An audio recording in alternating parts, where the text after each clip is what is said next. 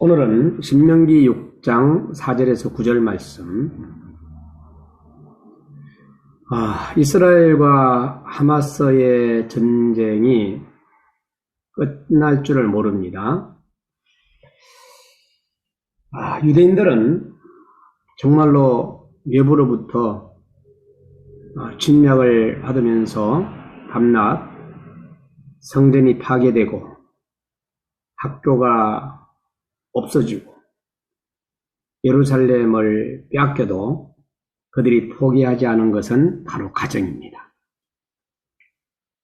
가정만을 포기하지 않았고 하나님을 경외하는 율법을 그대로 가르쳤고 이웃을 사랑하는 평화를 가르치는 교육을 하였기에 2000년을 방랑생활을 하면서도 하나님의 말씀의 교육으로 그 역사를 이어가는 것을 볼 수가 있습니다.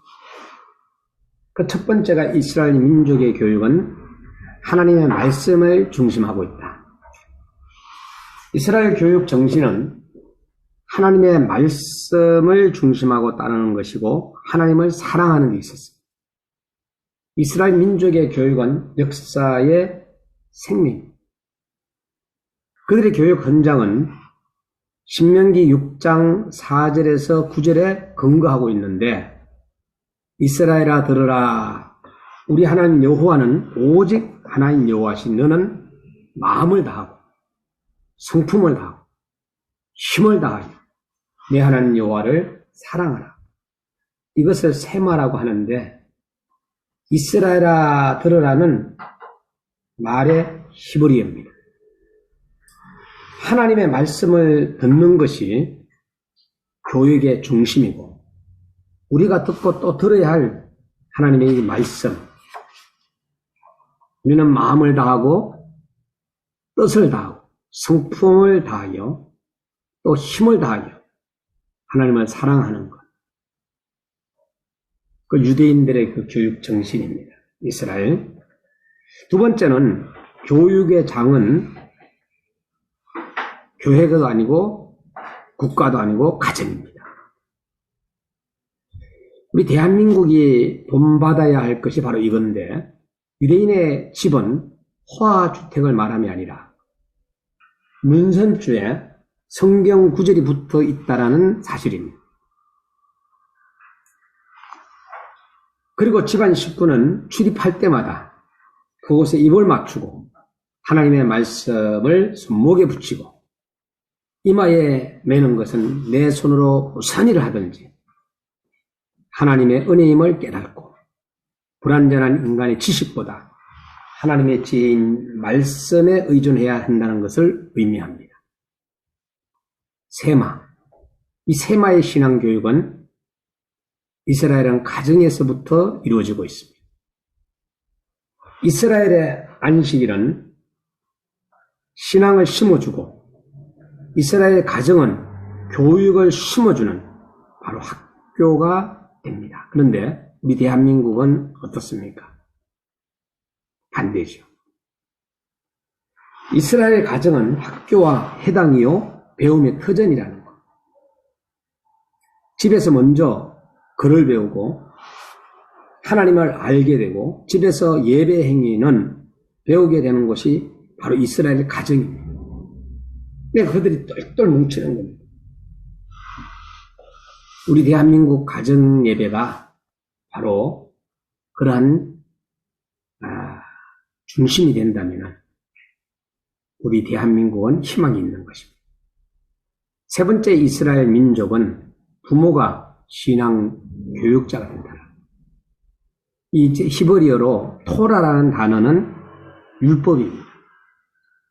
호라라는 히브리어 단어는 부모라는 뜻입니다. 부모, 호라, 부모. 모라는 선생이라는 뜻입니다. 선생. 야라는 가르친다, 교육한다, 어떤 모양으로 만든다에서 기원했습니다. 이스라엘의 부모는 자기 자녀에게 바로 토라를 가르치는 사명을 가지고 있었어요. 율법. 창세기, 출애굽기, 레위기, 민수기, 신명기. 내 자녀에게 부지런히 가르치며 집에서 집에 앉았을 때든지 길에 행할 때든지 누웠을 때든지 일어날 때든지 이 말씀을 강론할 것이며 신명기 6장 7절에 말씀해 주고 있습니다. 또한 그것을 손목에 메어 기호를 삼으며 미간에 붙여 표를 삼고 또 집문설주와 바깥문에 기록했던 것은 아버지의 신앙을 자녀가 이어받는 부조의 신앙이고 바로 이어서 자녀에게로 전성신앙입니다. 그러므로 저들의 신앙은 가정을 통하여서 부모로부터 전성되어 온 신앙을 가르치고 있는 것입니다. 오늘 내가 내게 명하는 이 말씀을 너는 마음에 새기고 그리고 내 자녀에게 부지런히 가르치라고 말씀해 주고 있습니다. 가장 중요한 것은 나 자신이 먼저 말씀을 마음에 새겨야 된다.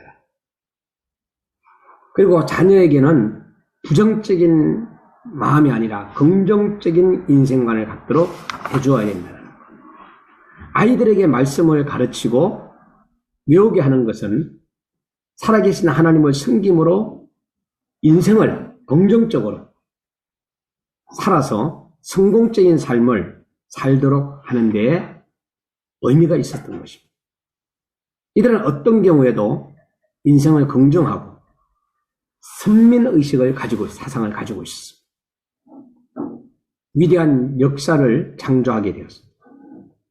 우리들도 말씀을 마음에 새겨서 우리의 자녀들에게 우리 민족 앞에 새 역사를 창조해야 될 줄 압니다.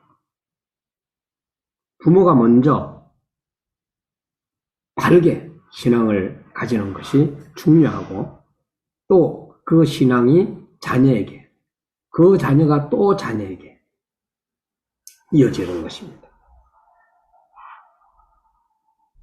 행복한 가정은 믿음의 부요가 있어야 됩니다. 마음이 즐거워하는 자는 항상 잔치한다고 하죠. 가산이 적어도 여호와를 경외하는 것이 크게 부하고 범례하는 것보다 낫다 그랬습니다. 어디에? 잠언 15장 15절에서 16절에.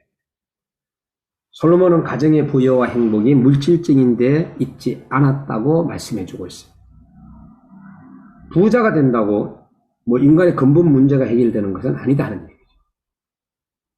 돈이 있으면 침대는 살 수 있으나 잠을 살 수는 없습니다. 인간이 부자가 되어 좋은 집에 살고 좋은 옷을 입고 잘 먹고 부귀의 영화를 누려도 하나님이 없이는 만족과 평안을 얻지 못한다는 것. 공간적으로 국경을 넘고 시간적으로 이 세상과 저 세상으로 영원히 통하는 부여는 곧 믿음입니다. 믿음만이 심령을 부여하게 만들고 이 부여함만이 인간을 참으로 행복하게 만든다는 것. 그러니까 우리가 믿음으로 경고했을 때 우리는 부유한 생활을 합니다. 행복한 가정. 행복한 가정은 사랑의 부여가 있어요. 여간 채소를 먹으며 서로 사랑하는 것이 살찐소를 먹으며 서로 미워하는 것보다 나으니라고 했어요. 인간의 가장 큰 부여는 사랑의 부여. 두 사람이 서로 사랑만 있으면 모든 문제는 해결됩니다. 모든 것이 다 있어도 사랑이 없으면 이것은 불행한 징조가 되는 거예요. 내가 젊어서 취한 아내를 즐거워하라. 그는 사랑스러운 암사자 같고 아름다운 암노루 같으면 그 품을 항상 족하게 여기며 그 사랑을 항상 연모하라. 서로 사랑하라. 잠언 5장 18절에는 말씀해 주고 있습니다. 사랑은 오래 참고 온유하고 사랑은 물에 행치 않는다. 사랑은 불의를 기뻐하지 않으며 진리와 함께 기뻐하며 모든 것을 참으며 모든 것을 바라며 모든 것을 견딘다라고 말씀해 주고 있습니다. 행복한 가정은 또한 감사의 부여가 있습니다. 인간에게 자족하는 마음이 있으면 경건이 큰 이익이 되리라고 했습니다. 우리가 세상에 아무것도 가지고 오지 않았으면 아무것도 또한 가지고 가지 못한다고 했습니다. 우리는 먹을 것과 입을 것이 있으면 그것으로 만족해야 된다라고 성경은 이야기해 주고 있어요. 똑같은 환경에서 감사할 수도 있고 원망할 수도 있어요. 하나님은 우리에게 많은 것을 주셨습니다. 감사한 마음 하나만 더 있으면은 무한한 행복과 부여를 누릴 것입니다. 옛날에 수도가 발달하기 전에는 펌프를 사용해서 물을 올렸죠. 물 한 바가지 부어가지고 막 이렇게. 근데 몇 시간이 사용하지 않는다면 펌프는 아무리 펌프질을 해도 물이 올라오지 않았어. 그것은 땅 속에 물이 없기 때문이 아니라 펌프에 물이 말랐기 때문에. 은혜와 감사의 한 바가지 물을 우리 심령에 부어 넣으면 감사의 샘물이 솟아나고 행복의 샘물이 솟아오르게 되는 것입니다.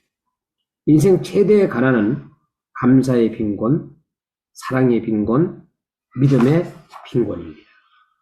인생 최대의 저주는 마음속에 받은 은혜가 기억되지 않고 감사를 빼앗기는 인생입니다. 가정의 행복은 바로 믿음, 소망, 사랑, 감사의 부여가 있을 때 가능하다. 자, 오늘 우리는 배워야 할 것은 배우고 또 긍정적으로 살아갈 수 있는 저와 여러분이 되기를 주의 이름으로 축원합니다.